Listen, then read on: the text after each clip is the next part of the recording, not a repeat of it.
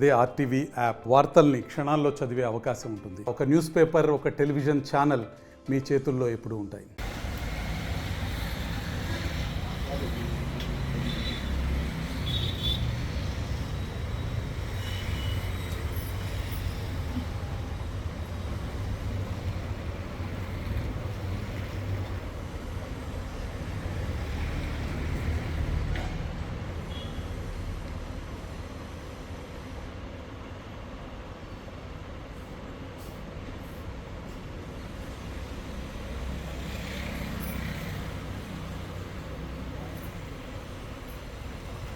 మాది సోమల మండలం 81 చిన్నపర్పల్లి కమ్మపల్లి గ్రామంలో ఉన్న మా ఫాదర్ వాళ్ళండి.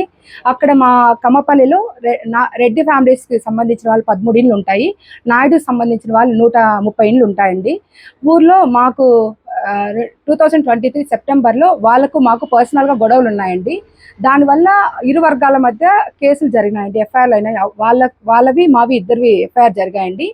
ఆ గొడవలు అప్పటికే ఆగిపోయినాయండి. ఇప్పుడు ఏప్రిల్ 4వ తేదీ నుంచి మా ఊరిలో మాకు ఆపోజిట్గా ఉన్న వాళ్ళు టీడీపీకి వైఎస్ఆర్సీపీకి గొడవల మధ్య మా ఫ్యామిలీ, మా నాన్న వైఎస్ఆర్సీపీలో లీడర్గా ఉన్నారండి.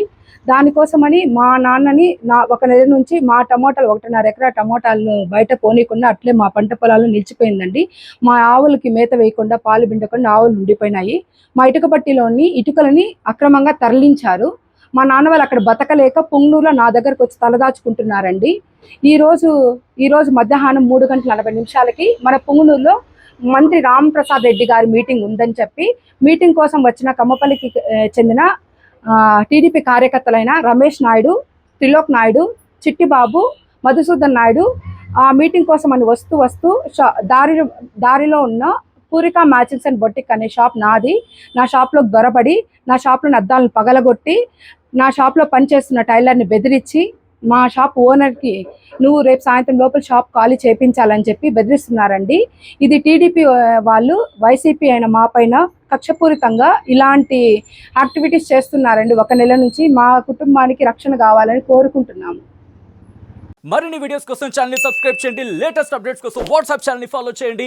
అండ్ లింక్ డిస్క్రిప్షన్ లో ఉంది.